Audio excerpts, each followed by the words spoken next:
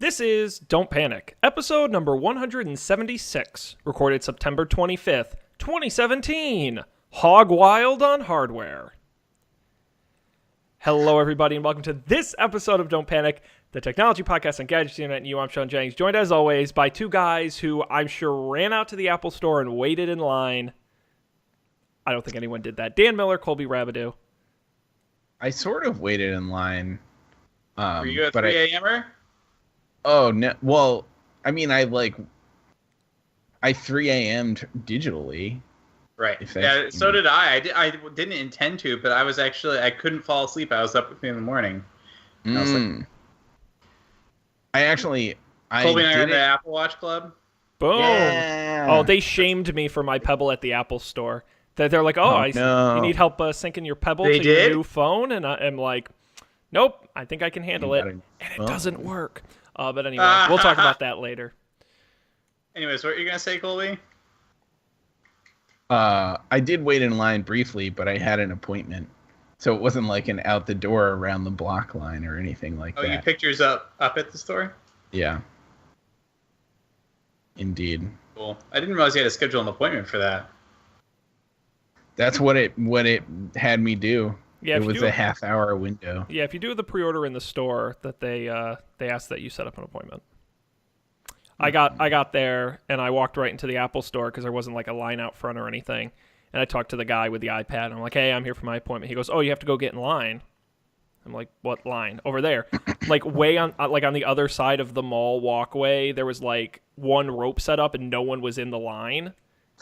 But there was an Apple guy over there I didn't see, and he's like, "You have to go wait in line." I'm like, "But there's nobody in the line." He's like, "I know, but you have to go wait in it." So I walked over there, and then 30 seconds later, someone from the Apple Store came out and got me to help me get my new phone. It was very. I feel like that's some like DMV stuff to happen. Yeah, I know there's no line, but you need to go stand in the line area before someone can see you. Mm-hmm. But why?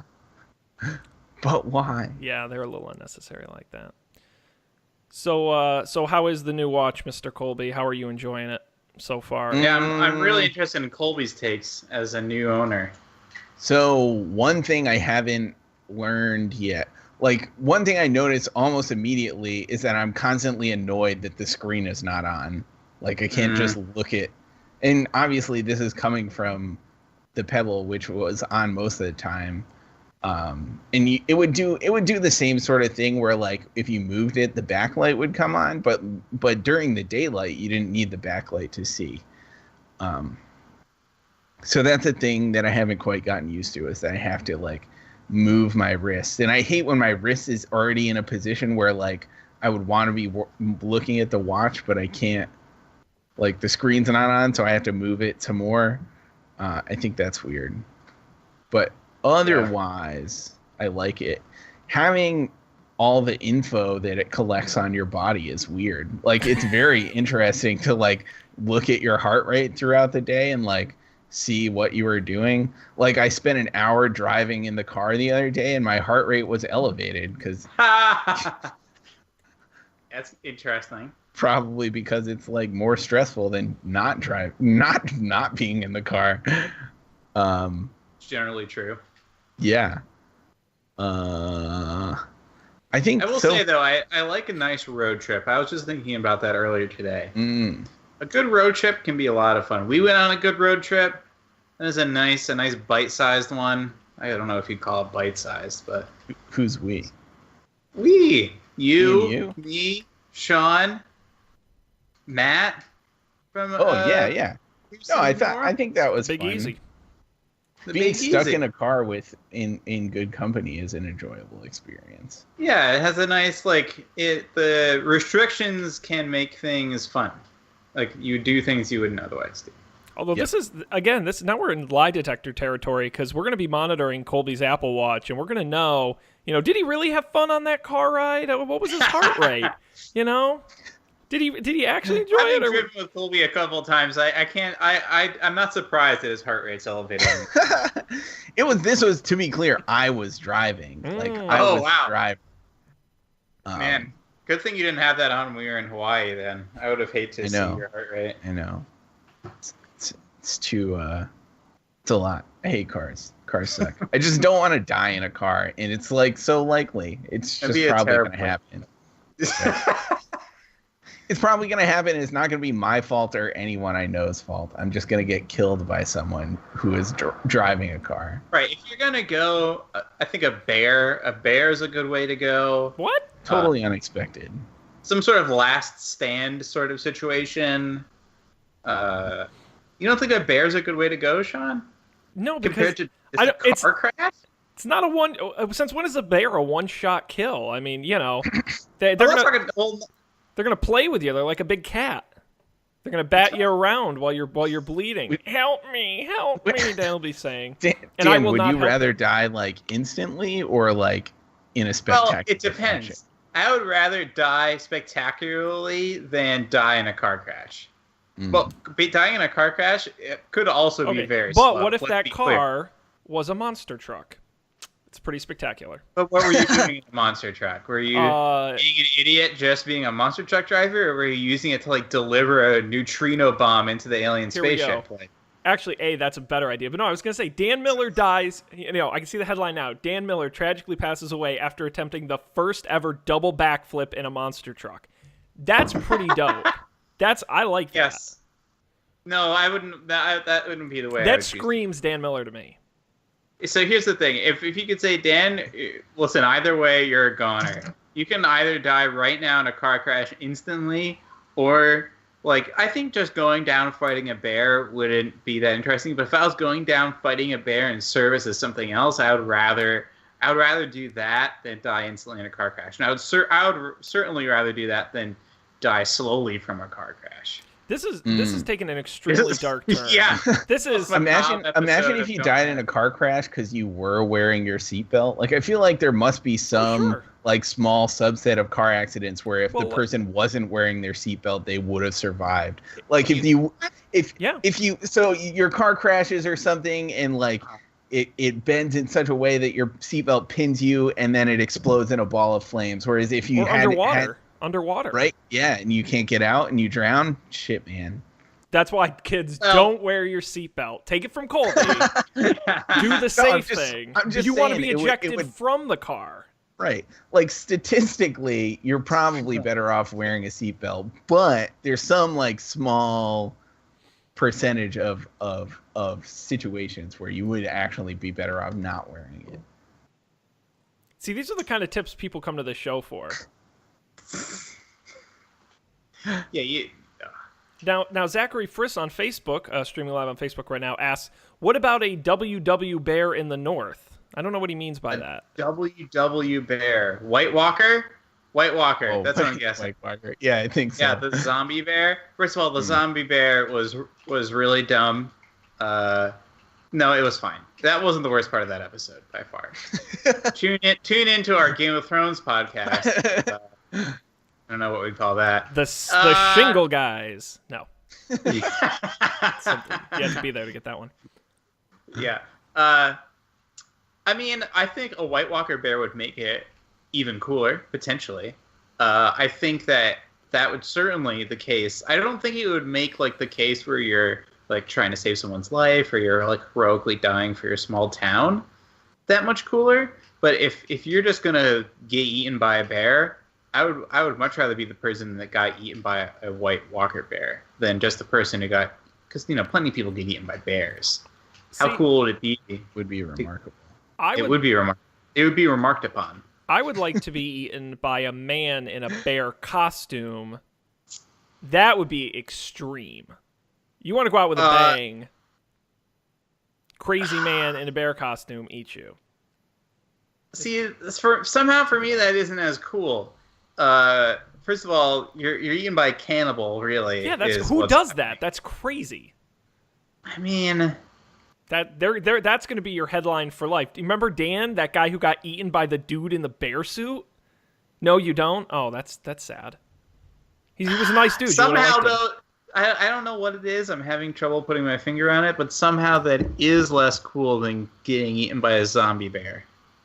Somehow. Only slightly. Because, like, a bear seems like this insurmountable force of nature. A guy in a bear suit, it might well have just been a guy who who ate me then at that point. What, like, the bear suit, it just makes him even less capable of, like, subduing me. You've got That's a bear why it's so costume. impressive. What if But it that- was Keto but Bear? it's He's a famous impressive guy for in him. bear suit. It's impressive for him. Like, remember that guy who managed to eat people even though he was wearing a bear costume?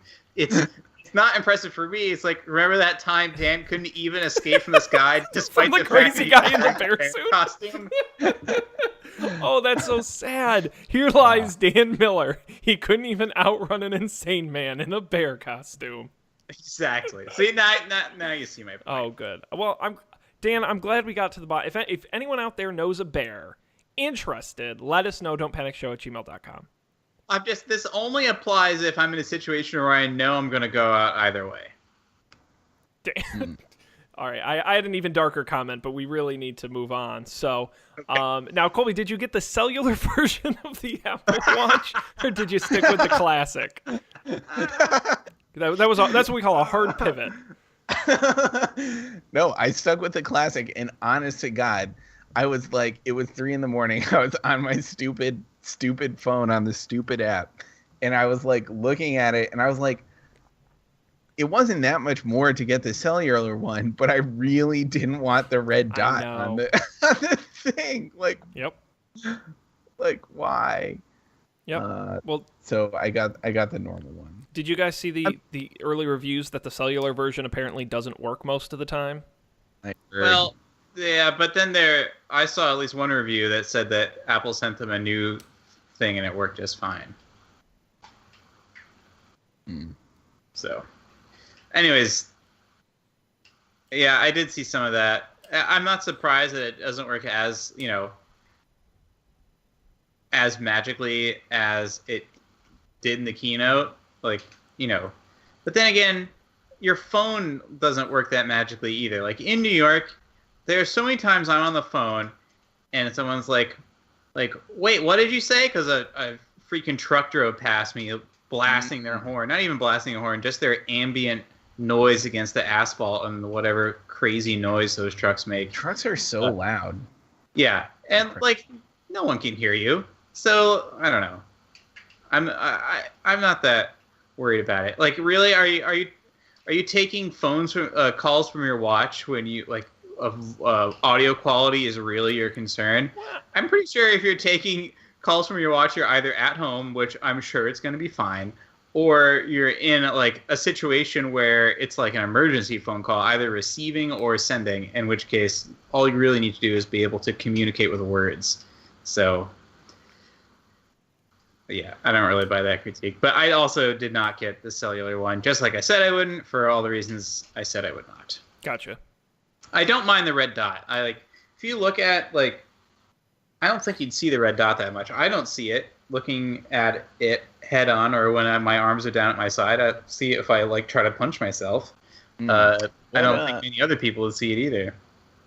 What watch band did you get, Dan? I just got, because I already have watch bands, I just got the cheapest one I could get, which is a lighter sports band. I have a black sports band, and now I don't know what this is, light gray. I need a half hole in this sports band. Like, the one that is comfortable is too loose, and the one that keeps the watch steady is too tight. Is it really too loose? Because I've come to understand that you kind of want the watch, it's fashionable for it to be loose, and it will still work. Maybe it isn't too loose then. Yeah, I had to get used to that. It took me a year. It's just weird. I'm excited to have a plastic watch band so it doesn't get stinky like Pebble One used to. Yeah. Oh man, what was the material again? Polystyrene. Polystyrene, yes. Yes, it's a high quality elastomer. That's right. It's not a polymer. Hashtag elastomer. Hashtag elastomer. Yeah, cool. Any besides the watch features and the heart rate, any other features of the watch you use, Colby? I mean, I like the activity thing. That was a thing I liked my Pebble for too. Mm-hmm. The activity thing's pretty good. Yep. What else does it do? I mean, I use it for my calendar today. That was pretty useful. Yep. I also use it for calendar. I also today I accidentally turned on the music on my phone, just like touching the watch that I didn't realize I was touching. That was weird. Have you used? Go ahead. Oh, have you used the Siri watch face? I've been using that since I got it. No, I haven't tried that one. I've been using the modular one. Yeah, that's what I usually stick with. How do you feel about the Siri one? It's kind of neat. It does like one thing. You can choose sort of what sources a watch face pulls from, and there's like stocks, news, photos, weather, all sorts of different things. I turned off stocks and news, which is why I could remember those two, because the news was too depressing, and sometimes the stocks are too depressing. But the photos thing is weird. It shows you memories, but they're not like a year ago today. It's just like, oh, remember that time you helped your friend move in a year and a half ago? And it's like, yes. I've been getting those like cool memories notifications on my phone. Oh, have you? I haven't figured out how to turn that off. Yeah, I feel like I just need to turn photos off. Anyways, it's much faster having owned a Series 1 Apple Watch. Is definitely much faster. And that feels great. And now you can go swimming. That's right. I actually already went swimming in the ocean and in highly chlorinated pools with my other Apple Watch, and it continued to work fine. But can it blast the water out of the speaker with a loud noise? Honestly, I'm considering just submerging it in water at some point just to see it happen. See what happens. Oh my god, that's a cool one. I can't believe I haven't done that yet, actually. Cool. And I think I saw that in WatchOS 4 you can control that, so maybe there's an app I can download, or I can just press the button and have it like spruce the water. Dan's got the misting watch that for those hot summer days. Yeah. You store it up in the speaker, and then when it's hot like it was today, you just like hold it up to your face and do a little spritz. Very it's like nice. A mist. That's a good idea. Mist. Did you two upgrade to iOS whatever it is, 11? Oh yes. I've got my new iPhone 8. Oh, it came pre-installed. It oh did. yeah. There you go. Look at that. And there's your glass back. My favorite thing that I notice almost immediately is that when you pause your music from the lock screen and then like shut the lock screen and put your phone away and take it back out, like the music you are listening to is still there, even though that card where it's got all the controls on it. Very nice. That's been a thing for so long, where if you like pause your music and like put your phone away to do something else, like order whatever at the store or something, you have to like unlock your phone and go back into whatever you are doing, and it doesn't do that anymore, and I love it. Yep, that's great. I haven't noticed that, but I have noticed that it didn't work last time, so I look forward to that actually working. The biggest thing I noticed is that it does not work with my Pebble. It will not properly. So my Pebble has literally lost every feature except just being a watch. So we'll see. I'm going to be optimistic that gets fixed, but for now, no dice. But it might. That makes me happy that I just got the Apple. Yes, I have a feeling I'll be joining your club shortly. I've got my fingers crossed. I'm kind of hoping that they put the Series 2 up on sale as they clear out inventories, and I'd love to pick one up. Snag one. While they don't have them at like Best Buy or anything? They do, but they're still regular price. They'll do a sale at some point. They might be waiting for Black Friday. We'll see. Because that's coming up soon. But I was teasing Dan before the show. I had quite the... one more thing about iOS 11. Yes. I actually like the customizable control center a lot, so you can go ahead. If you force touch down on some of these down here, boop, you can change what's there, I think. Hang on. Nope, I forget how I did this now. So I will say the like multitasking stuff on the iPad is pretty great, but I'm having like a seriously hard time figuring it out. Like I feel like an old person or something, a non-digital native, because I'm just like pressing things and swiping, and like it's not doing what I expect it to do. It's very confusing. Yeah, I'm definitely not very good at it, and I've been running the beta since June, I think, or July. Yeah, I still haven't figured that out. Yeah. Indeed. My iPad, too, is also, like, it's only barely up for the task, no pun intended. Yeah. I've just been enjoying Force Touch. That's new for me, so... Have you used it to navigate a cursor in a text field yet? No, but I am excited to, and you're the one who taught... I actually taught that to somebody the other day, and I gave you credit. My friend Dan showed me this one. But it's been fun. I'm pretty sure Colby showed me that before he even had a touch. Because I read that and I was like, wow, that's amazing. And it turns out it is amazing. I was using my iPad to do something the other day, and I was like, God. You know about the 2-finger touch on the iPad? No. So if you have the keyboard up, you 2-finger touch on the iPad does the same thing. You can zip the cursor around. Yeah. Oh my God. Yeah. See this shit though, like how does one know that? How would someone ever find out? I was really hoping there would be like a Force Touch demo or something when I got the phone to teach me all the little tricks. There have been things like that, right? Well, they did it when they do the natural scrolling when they did that in Snow Leopard. Yeah. The tips thing kind of does that, but yeah, it does feel like if there was some sort of tutorial. Like, oh, now split this Safari window into 2 windows, and now drag this picture from Safari into a note. Yep. That'd be that I would love to have an app that taught me that stuff, because I'm still trying to figure it out. And every time I sit down on my iPad, it's not like I really want to do that, because it's too hard to figure out. I gotta go to a webpage and blah, blah, blah. And I'm just really sitting down with it to do something. That'd be cool. Anyways... You had a story for us? Is this about your time in Arizona? No. This is about my upgrading phones. The Arizona story we'll save for next week because we're not going to have time. But I want to tell you this story because I managed to fuck up the switch over a phone so bad Apple did not know how to solve my problem.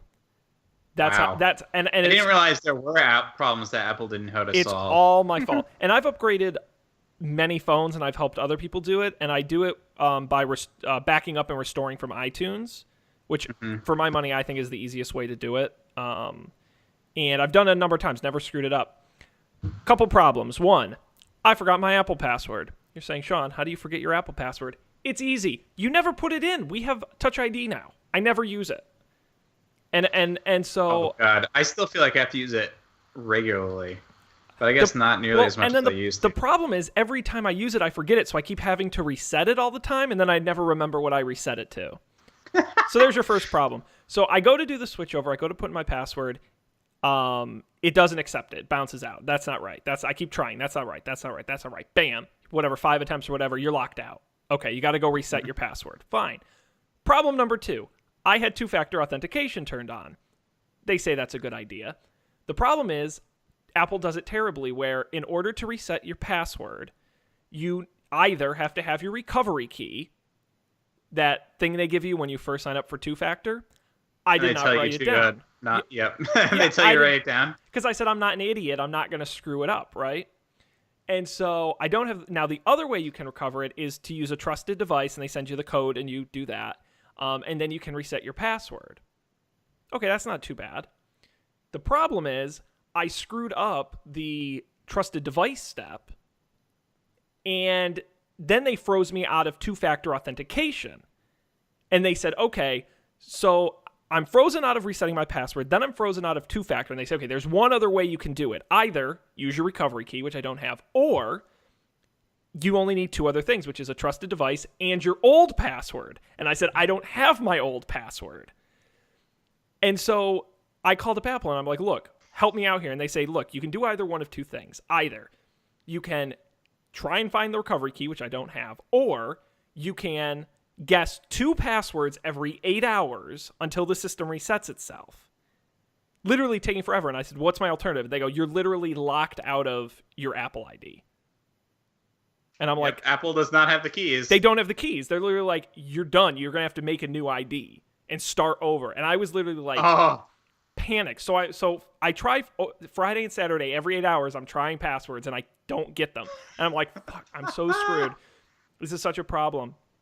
Finally, I give up. I say, I'm scrapping my account. Thankfully, I don't buy music or movies. Really, it's just apps I'd have to rebuy. It's not the end of the world. It's a lot of work, but it's annoying. Okay, I'm going to reset my ID. I go to my new iPhone 8 and I say, okay, I'm going to wipe the device and put on a new Apple ID. Brand new from scratch, right? My iPhone 8 still has my old account, which is locked with Find My iPhone, which will prevent you from resetting your phone. How do you turn off Find My iPhone? By putting in your password, which I don't have. So I have a bricked phone and a bricked Apple ID at this point. None of it's working. It's all dead. And I'm like, fuck. So I call Apple. I'm like, how do I get this? They're like, all right, you have to go to the store, prove you bought the phone, and the manager at the Apple store can turn off the Find My iPhone. Great. I wait for 2.5 hours at the mall, just hanging around waiting for Apple to help me. They go to unlock my phone, and they unlock it. Great, and they reset it. Thank you. I go home. I go to make my new Apple ID. But before I do that, I swear to God, this is totally true. iTunes on my computer prompts me one more time to put in my password for my old, now bricked account. And I don't know why I thought to do this, but I just put in something I thought the password would be. I'm pretty sure I guessed it before or much earlier. And it just worked. And then I was just in my account, and it worked perfectly. I screamed. I'm like, oh my God. Like, I thought it was dead. It was over. And I just put in a random guess with no intention of it working, just to clear the window, and it worked. So immediately I go in, I turn off TwoFactor, I reset the password, boom, everything's fine. I set up the phone in 5 minutes. Wow. So let that be a lesson. You might have covered this. You don't keep your Apple ID password in 1Password or whatever password manager you use? I use LastPass, and someone asked me this. The problem is, and again, I'm not a good LastPass user, but the only time I really add passwords is with the Chrome extension. But I never log in with my Apple ID in the browser. It's really always on the phone. It was like and it's totally my fault. Like the Apple support guys were very nice, but I'm like, no, should have written down the recovery key, should have copied my password, should have not been an idiot about it. That's all on me. So big lesson to everybody who has two-factor on any account. When they tell you to write down those IDs, those keys, you should not be overconfident, and you should definitely do it. I have a question. Yes. How did the device thing not work? Like, you were in the Apple store doing this. Yes. It said, enter in the two-factor auth. You can use a trusted device or a recovery code. You did not have a recovery code, and you did not have a trusted device. No. So what happened was, earlier in the weekend, before I was even at the Apple store, I had the trusted device, but because I was in between phones, the Apple ID, and when you reset your password, it logs you out of all your Apple stuff. And so it wasn't able to send me a trusted code. Because, why did you reset your password? Because it does. If you try a wrong password too many times, Apple automatically makes you set a new password. I see. But if you have two-factor turn on, and then what the Apple guy told me on the phone is they have 2 versions of two-factor. I was on the old one, which is apparently crappy, and anyone who sets it up now is on a new, better one that doesn't get screwed up. So it's really a bad system. That if I had my recovery key, it would have been solved quickly, but without it, because I was bouncing between devices, and it was just a confluence of bad things. And the guy on the phone was like, I've literally never seen anyone do this. I don't know how you did it. He's like, you completely destroyed. You knew enough about what was going on to get yourself into a lot of trouble. Literally in the span of about 3 hours, I bricked my entire Apple ID I've had for God knows how long. It was very depressing. That's awesome. Well, I'm glad you made it through. I am as well, because I had over 115 apps that I would have had to have re-downloaded, and many of them repay for, and it would have been very upsetting. Yeah, I would be curious how much money I've sunk in the App Store. I feel like it's not that much, but I have no idea. That's just a feeling. Yeah, and like I said, can you imagine somebody who'd bought 5,000 songs on iTunes or all their movies and music on iTunes? That's it's a scary thought. But the new iPhone 8 is very nice, I will say. It's honestly, it feels very similar to my iPhone 6. I really don't think it's all that different. You don't like the glass back? I do like it. I'm terrified I'm going to break it. I currently don't have a case because I do think it looks really nice, and it feels really nice in the hand. Yeah, I was going to ask about the hand feel. It actually feels a little heavier than my 6, which I think is maybe it's in my head, but it feels a little heavier, which isn't bad. And when it comes to wireless charging, I have not bought one yet, only because Wirecutter tweeted they were working on a pick, and I know if I buy one now and it's not the one they pick, I'm going to be really upset. So I'm willing to wait. But I did buy one for the car. So I have a wireless charger for the car? A wireless charger, so it's like a mount, and it's got the wireless charger in it. And it technically works. My concern, I haven't used it on like a long trip with the GPS on. My concern is it doesn't pump enough power. Because usually with the screen on and the GPS running, right? Like if you're listening to music too or something. Yeah, it's a problem. Yep. So I'm going to try it out this weekend, but stay tuned later for my pick, which is now that my phone doesn't have a headphone jack, but my car has an auxiliary port, a great way to wirelessly get your music in the car. So that's a little teaser for later. I'm excited. We have gone 30 minutes on this discussion. We didn't even get to Sean's Arizona story. No, that's going to go next week, but I'll give you a tease. Another tease. I had to sit through, so it was a bunch of workshops, and I had to sit through a workshop all about how to deal with millennials in the workplace, and it was at best tone deaf, and at worst incredibly insulting. And we're going to talk about it. I will share some of the findings for our pop culture podcast that we're starting called Shingle Guys. The Shingle Guys, yes, indeed. I think we'll have some interesting thoughts on how do you guys deal with millennials in the workplace? Like why do they ask why all the time? Why do they do that? That's crazy. Why don't they just take me at my word? Literally, that came up. So why are you asking why all the time? What are you hiding? But anyway, we are going to move on because we've got we actually do have some tech news because we didn't do a show last week. Out of town, but we're back. Was there anything in here you guys wanted to jump into? It's a pretty healthy mix of content, software, hardware. Well, I feel like we should probably cover Goober and the HTC stuff. We certainly can. I think that'll be a nice quick one. How did we not cover this Red Sox story? That's an old one at this point. It is actually, but there was a wrinkle to it today that came out. That's why it reminded me. We will get to that, but I will quickly touch on the HTC, because you brought it up, Dan. It came out this week. Google, you may remember them from famously buying Motorola and then selling them at a loss. I was going to say, you could be forgiven for thinking you're going through deja vu with this story. Yeah, but the good news is they didn't buy all of it. So Google announced plans to acquire part of HTC's mobile division team for $1.1 billion. What they get is people. They get 2,000 research and design staffers. They also get a non-exclusive license for HTC intellectual property. This article describes it more of an acqui-hire of talent than a traditional acquisition of the whole company's. HTC will continue with its own smartphone business, even after sending what amounts to about half of their staff over to Google, including announcing a new flagship phone later this year. 6 years ago, as we mentioned, Google announced a $12 billion buyout of Motorola Mobility, and they sold it off to Lenovo later. Yeah, when did they buy Motorola? They bought them in 2011 and then sold them in 2014. Oh wow, that was much. That was I didn't realize. I thought it was going to be like 2012, 2013, 2011. It's they took a $10 billion loss on that purchase. Yeah. So why do we think this will be any more successful, or don't we think this will be more successful? I think it comes down to what they use. because like I said, they're buying people and they're buying some intellectual property.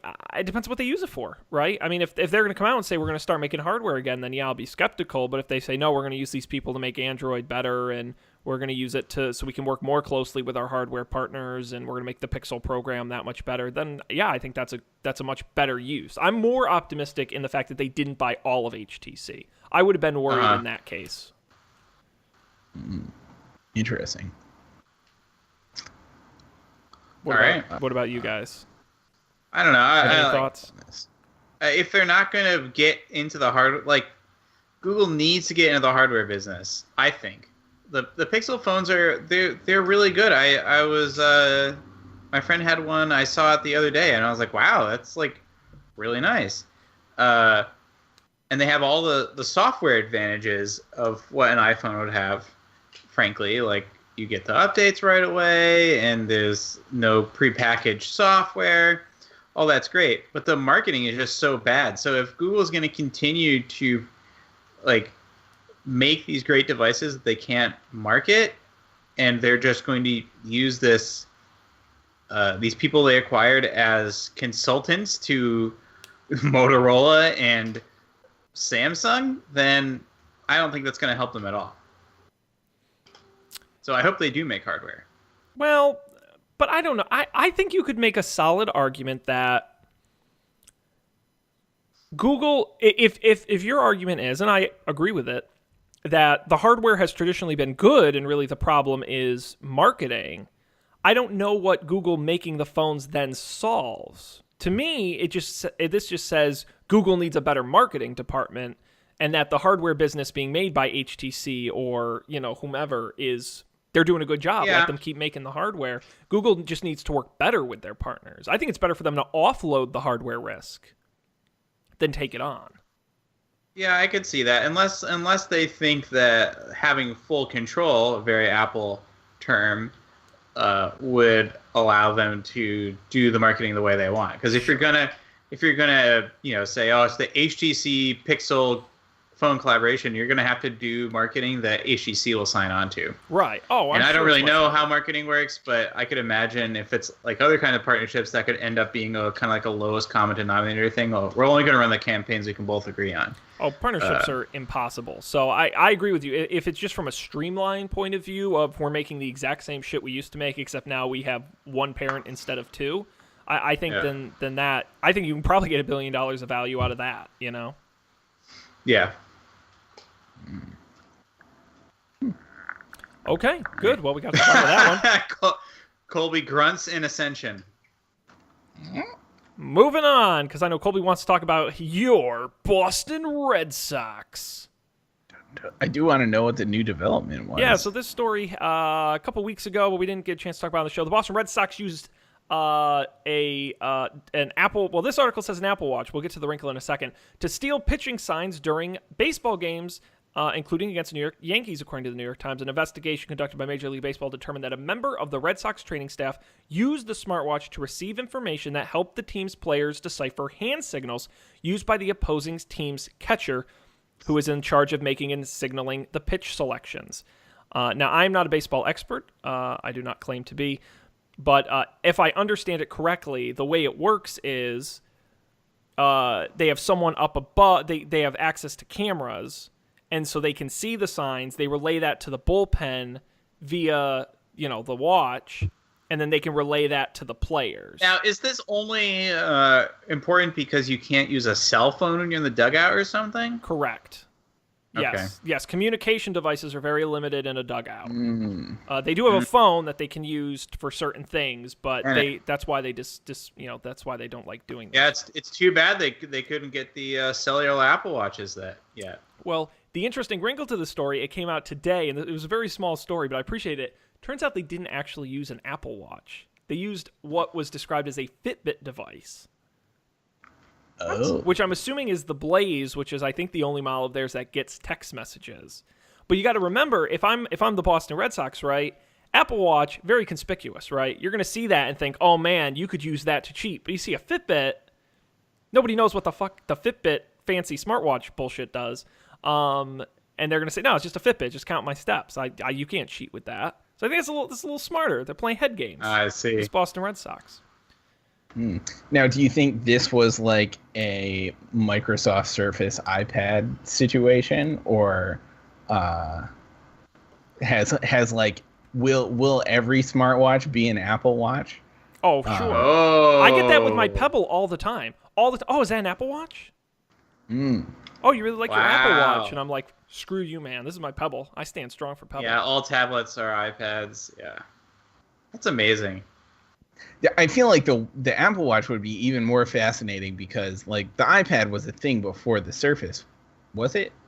I feel like it was. Yeah. Like totally. the iPad was like first to the game, but like if the Apple Watch became well, like that. But if you look at this, if you look at the sales numbers, like I wonder. I bet that we won't really know, but I'd be curious to know how many Apple Watches have sold in history compared to the history of all other smartwatches ever, including up through the point where before the iPhone, Apple Watch was released. Like I maybe I mentioned this last week, and I have definitely mentioned this before. Before, my metric for how popular the Apple Watch was, like a New York subway car, look around, everyone's hanging on to the poles, count how many Apple Watches you can see, and you could usually see a couple. Mm-hmm. That's gone up. But more impressively, when I was in Hawaii, I've been other places like just the suburbs. You see an Apple Watch pretty regularly, just in like Stop and Shop. It's not uncommon, and that's a big shift. Granted, I will say that Fitbits are even more common than that, but it's a big change from where it was 4 years ago. Oh, for sure. I'm always surprised, not that, I don't assume to know the socioeconomic status of certain individuals, but I see like waitresses and like people who work at Target wearing them. Yeah. It's like, it's not just like tech people anymore. It's common people. I've noticed that musicians really like them because they can check what's going on their phone without having to take their phone out on stage, which is pretty interesting. Neat. So, Boston Red Sox, what do we call this? Watchgate? What's the... No, what was... Oh, they had a really... Oh, man. See, we're too far out, but they had some really good headlines in, like, the New York Post, and, they always do those clever... Sure. Those clever front pages. Watch out for those Boston Red Sox. Oh, see, now you're going to make me look it up. I need to know. Fill the air, Dan, while I look this up. Watch out for those Boston Red Sox. Let's see, is there keeping time? No. Yeah, see if you can guess the cover before I find it. Okay, let's see. New York Post went with... Past Teeter O'Clock? No, New York Post went with Boston Cheat Party. Oh, nice. Not great. More New England dirty tricks. And then Daily News went with the one that, now that I think of it, I remember how much I like it. How do you like them apples? Pretty good one. Yep, so there you go. Awesome. Anyhow, a little tech story there. All right, let's see how we doing on time. We got time for another story here. What would you guys like to discuss? We've got London and Uber. I think it has to be Uber, yeah. All right, let's talk about that. Big move. Oh, my goodness, this is quite an impact for Uber.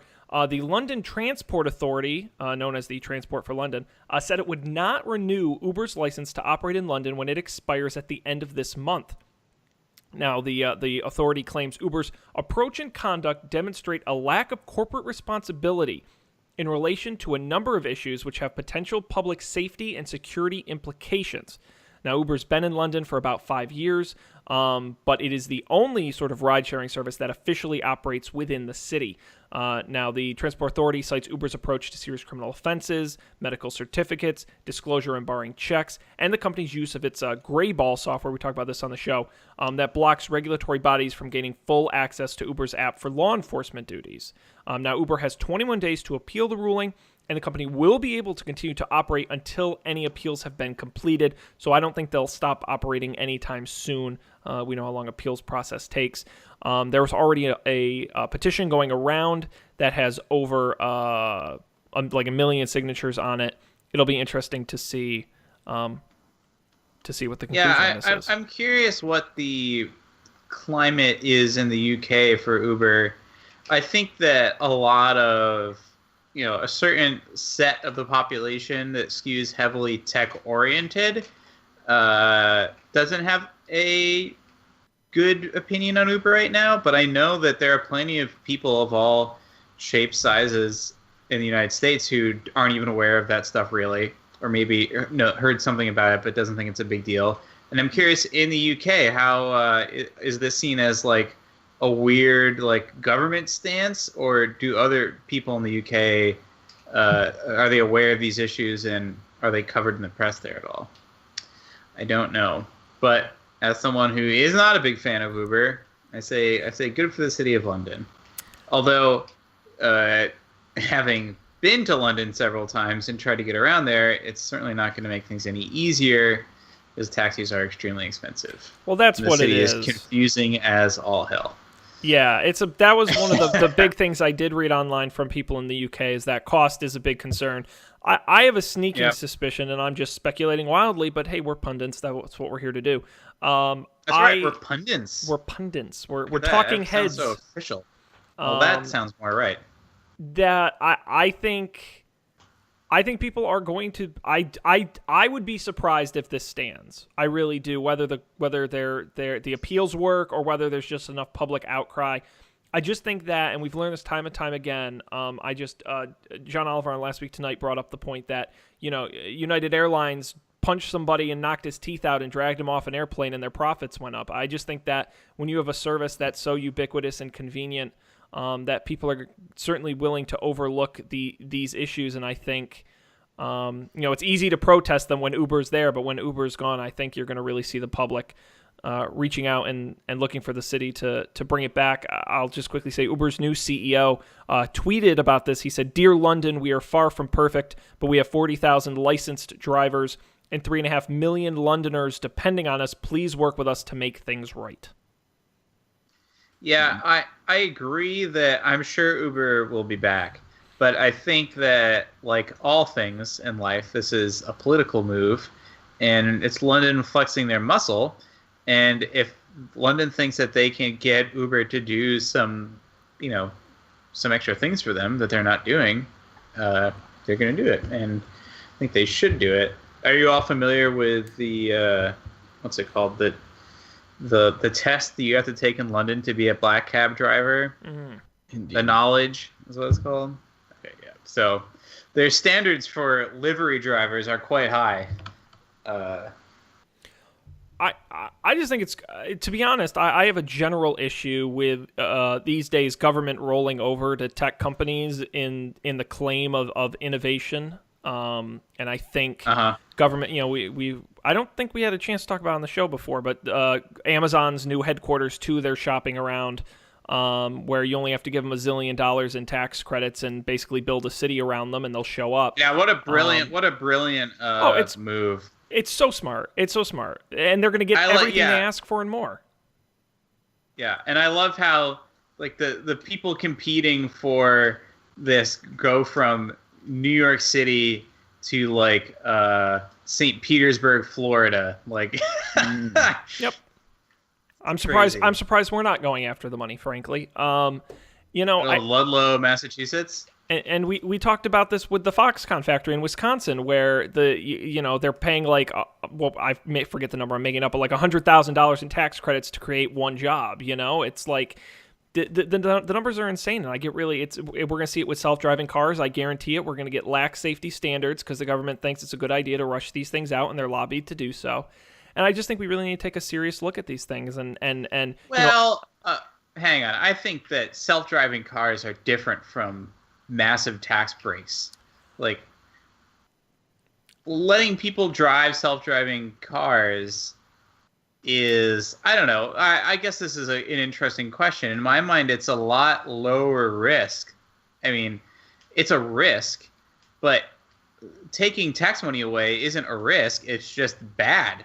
Like, if you run the numbers and it turns out that you're just like losing money and hoping that, despite the fact that every budget office says that this isn't going to work out well for you, that it actually does work out well for you, that's just stupid. Like, being risky and being stupid are two different things. I think it's tough to be stupid about self-driving cars. Oh, I disagree with that. Here's the stupid way to do self-driving cars. There is no certification process. There is no FTC regulation for self-driving cars. Yeah, that's stupid. And I could see don't let them on that. the road until there's a no. Yes. I think that there isn't an FTC. That's the world I've been living in for so long. What's the car agency called? Department of Transportation. There isn't like a DOT like safety certification test for self-driving cars at this point. I know they're working on laws, but like I'll just give you an example. I'm pretty sure the state of California, you need $20 and to fill out a form and you can test a self-driving car on a public road. Is that enough oversight? Or is this a process that they're just rushing because the tech companies are asking them to and they want to get these cars out on the road as fast as possible? Again, I'm not saying they're doing the right or the wrong thing at the moment. I'm just saying, like London, you should take a hard look at how these companies are operating and the best way to deal with them, not in the manner of how quickly can we do it or how many jobs it creates regardless of the impact, but instead what is the right thing to do and the safest and the smartest thing to do. That's my only point. Yeah. I think testing is different. One self-driving car on the road, 10, 100, not that big of a risk. It is a risk. 10,000, yeah. Like, if you're just going to let 10,000 self-driving cars on the road that are untested and unverified, yeah, I think that's pretty bad. Well, I'm down for letting people test, especially on not highways. Well, but we kind of did that with Uber, right? Where we let them test with 1 car, 10 cars, 100 cars, 1,000 cars, and now that they have 40,000 cars in London, we need to start thinking about what's the best way for them to operate within the city, like blocking out federal regulators from fully making sure they can comply with their rules. Totally, but you can't create legislation beforehand that imagines Uber. You can only create it after. And I agree, but that's where the slow, methodical point that I'm trying to make comes in, where it's, you have all these cities rapidly competing. We want Amazon now, and it's like, well, no, maybe you should wait and say, hey, let's do the evaluation. Let's take the time to figure this out. And not, Amazon hasn't even officially announced the process to put in an application, and people are already sending in applications. Right. It gets a little silly. That I agree with. And if they're going to treat it like a football stadium, then right. These places are just going to get taken for a ride. And there's nothing anyone can do about that. Tell your mayor if they're being stupid about this. Yes. If you're going to be living in this place for a long time and they're just going to give up all this tax money, I guarantee you'll be worse off. For example, I know that the Google office in Boulder, Colorado, is seen as I forget exactly why, given like its location and all the tax money that Google doesn't pay, has been seen as a terrible deal for Boulder. Mm-hmm. So I agree. Well, yeah, and I'll offer. Does New York really need Amazon? I don't think so. No. Like, if Amazon wants to open an office here, I'm fine with that. I don't think that New York needs to be bending over backwards to give them breaks. I'm sure Amazon already has an office here. Maybe they don't. But like, what is a second HQ? You should be giving and again, we'll get off topic here, but if you're going to be giving tax breaks to anybody, you should be giving it to small companies that need the tax breaks, and not the large companies that don't. Right. So. It's a little silly in that respect. Anyway, I'm just offering to any city in America, if you would like Don't Panic to move to your town, we will do it for I don't know, guys. What do you think of 100,000? I think that's pretty reasonable. No, or just total. I'm getting the money. Who said you guys are getting paid? You're just gonna move the Don't Panic headquarters? Yes, you guys can stay put. You're good, and then we'll all share in the tax breaks. Distributed setup here. Now, here's what I think we should do. If a city wants to sponsor Don't Panic, we're not even talking that much. Just like a couple $1,000. we will come to your city. Absolutely. And we will review it. We'll meet the people. We'll meet the people. We'll go to some Eat restaurants. the food, see the sights. Eat the food. We'll go to a couple parks. I think that's pretty important. If you have a zoo, we're definitely going to hit that up. Yep. And we'll give you an honest assessment. So if you value our opinion, we'll make some recommendations. We're experts in a way. If you value that service, we're here for you. And we'll talk about it on the show, so you'll get a lot of free publicity for your municipality.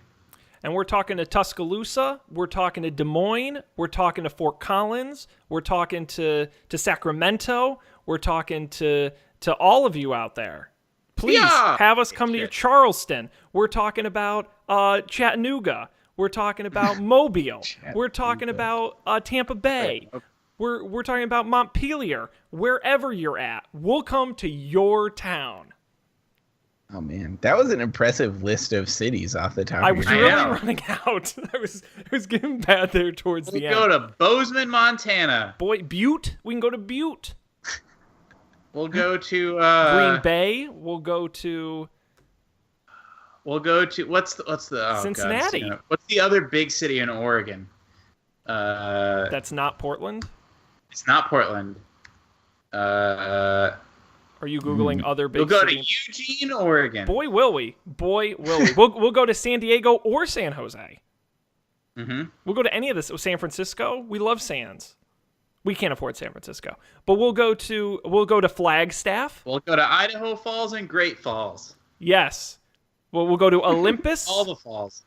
We'll go to Fairbanks. We'll go to really, the list goes on. I don't know if we have time to keep going, but boy, do we love Albuquerque to Amarillo. We'll visit your city. That's right. From Nashville to New Lebanon, we'll be there. All right, we are really running out of time, so we're gonna scoot on over to picks. I'm gonna jump in and go first because I'm first on the list, and I did already tease mine.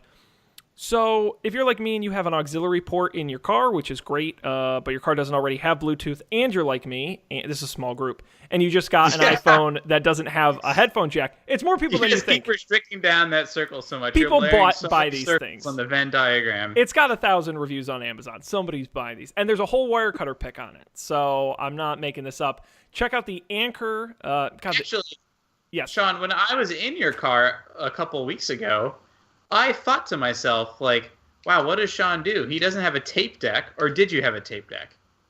No tape deck, and no auxiliary port, and no Bluetooth. My car does have an auxiliary port. Oh, it does? Yes. Oh, I didn't. Yep. Anyways, I didn't have an auxiliary port. So I was like, if I wanted to, show Sean this great Roderick on the Line episode, I literally cannot. No luck. Well, now you can, Dan. Now you can, because you can pair your phone to my new Anchor SoundSync Drive Bluetooth 4.0 car receiver, wireless phone call, and music streaming car kit with built-in mic, music streaming, echo and noise reduction, multi-point access, 3.5 millimeter aux cable. God, I love the names of products on Amazon. They always do. Don't do that. Does it have a model number? Would you like me to find it? Yes, I would.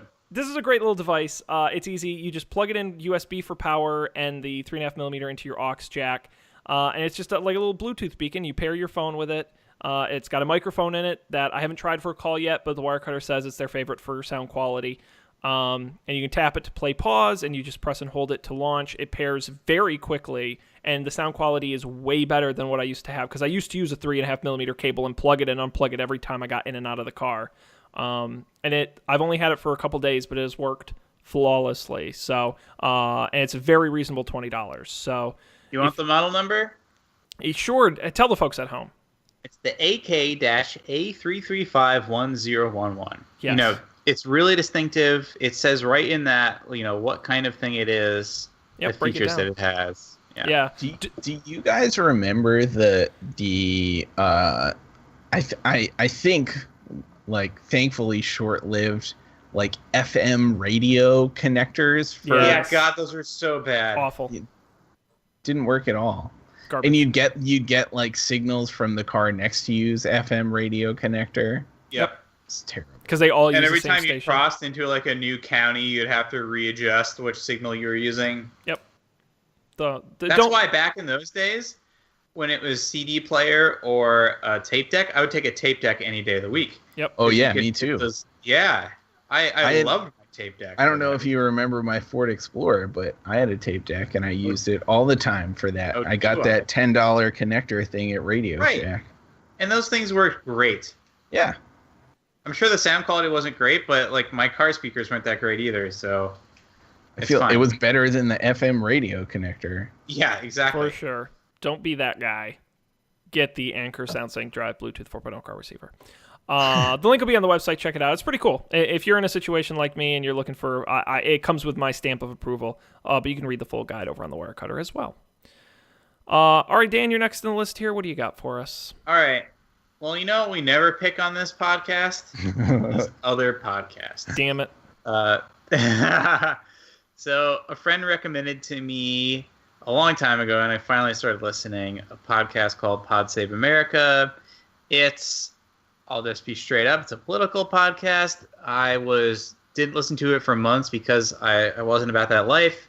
But its saving grace is that it's done by some people who are pretty funny. I think one of them is a comedian. So at least you get to laugh while the world burns. So it's just been, and I've been trying, for most of my adult life, I've said, I'm just not going to read the news. I'm not going to really, invest myself because it's just too crazy and I don't have the emotional bandwidth for it. I've been trying to convince myself that is a selfish point of view and that I need to educate myself so I know what's going on and I know how to be a civic-minded adult. So this is my first step on that path. Pod Save America. Get it on a podcast reader near you. Excellent. All right, very good pick. Colby, I'm sure there's no way you would pick another podcast. So what do you have for us this week? It's a podcast. Oh, shoot. I had no idea. Colby, at what point do you reach podcast saturation? Or do you think you have already where you could listen to all the podcasts every week if you tried? Oh, I already hit that point. That already happens. Especially with the long ones. Like, I don't really listen to, like, This American Life anymore. Or, like, a lot of the old standbys just kind of, like, are at the end of my feed for weeks when I do a lot of work and get through. But mostly I don't 100% my feed anymore. Mm-hmm. But in any case, I don't remember. The three of us have definitely talked about this, but I don't remember if I mentioned on the show or lamented my inability to find a programming-related podcast that I enjoy listening to recently. Mm-hmm. But I did. Someone tweeted a link to this podcast that I picked called Hansel Minutes, and it's Scott Hanselman's podcast, who is. He works for Microsoft or something. He was the host. We saw him talk. Us? Like me? Yep. Yeah, we saw him at Abstractions. He was the one who gave the funny keynote with the pictures of like blue screen and stuff. Oh, yeah. Wow. That's crazy. I was going to say that he was the host. Okay. Yeah. Of this developer's life, which has definitely been picked on the podcast before, by Dan, I think. But I've been listening to this podcast recently, and I like it. One, it's a half an hour podcast, which I've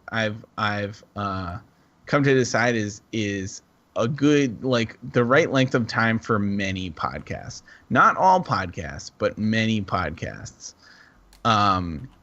And I like the conversations they have. Like, he has, I guess he's a relatively, like, internet, like, industry famous person. So he has some, I don't know, like, everybody knows who he is. So I feel like if he asks someone to be on the podcast, they're probably going to do it.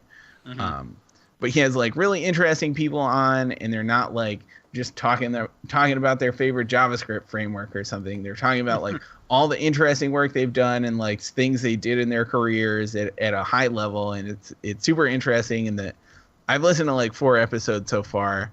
And the people have been, like, quite varied and interesting to listen to. So if that's a thing that you are interested in, I would suggest checking out Hansel Minutes. I've listened to this before too. It's pretty good. Super fantastic. It's got the stamp of approval. The links to that and all the picks will be on the website. What's the website? Well, Dan, it would be don'tpanic.io. That's a good-looking website. I could use a little improvement. I mean, it's okay. Oh, yeah? It's not, it's fine. It works most of the time. It's okay. It does, in fact, scientifically work most of the time. There you go. And what more could you want? It scientifically also does not work 100% of the time. So I think everybody should go to our perfectly adequate website at don'tpanic.io. It's acceptable.